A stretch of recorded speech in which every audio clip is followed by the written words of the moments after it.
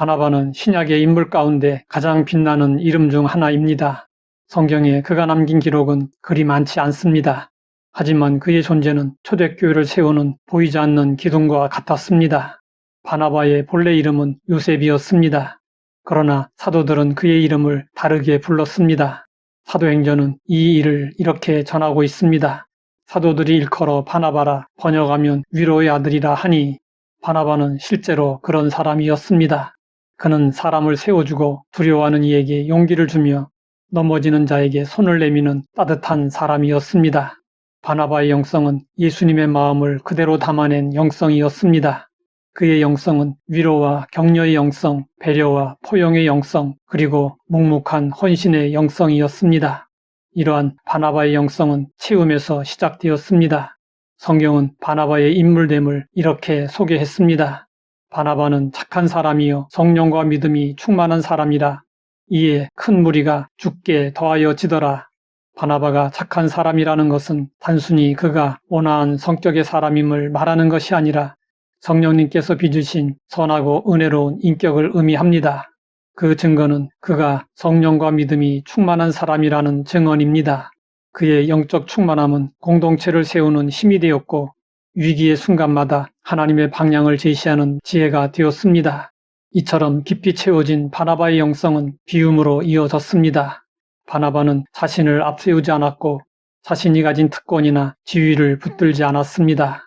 그는 공동체의 유익을 위해 자신의 소유를 기꺼이 내어놓았습니다. 초대교회가 막 태동할 때 바나바는 자신의 밭을 팔아 그 돈을 사도들의 발 앞에 두었습니다. 이름을 알리기 위해서도 인정받기 위해서도 아니었습니다. 그리스도의 공동체가 든든히 세워지기를 바라는 마음에서 자신의 것을 비웠습니다. 바나바의 비움은 물질에 한정되지 않았습니다. 더욱 깊고 중요한 비움은 사람을 향한 비움이었습니다. 사울이 회심하고 교회 안으로 들어오려고 할 때 대부분의 사람들은 그를 의심했습니다. 박해자였던 사울의 과거 행적이 교회와 성도들에게 끼친 피해가 너무도 크고 강렬했기 때문이었습니다. 그러나 바나바는 달랐습니다. 바나바는 사울에게 다가갔고 그의 변화가 참인 것을 믿었습니다. 바나바는 사울을 거부하는 사람들 앞에서 직접 그의 회심을 변호했습니다. 바나바는 사람을 바라볼 때 현재의 상태보다 하나님에게 쓰임받을 수 있는 가능성을 더 크게 보았습니다. 바나바의 비움은 여기에서 멈추지 않았습니다. 바나바와 사울의 초기 사역에는 바나바와 사울이라고 기록되었습니다.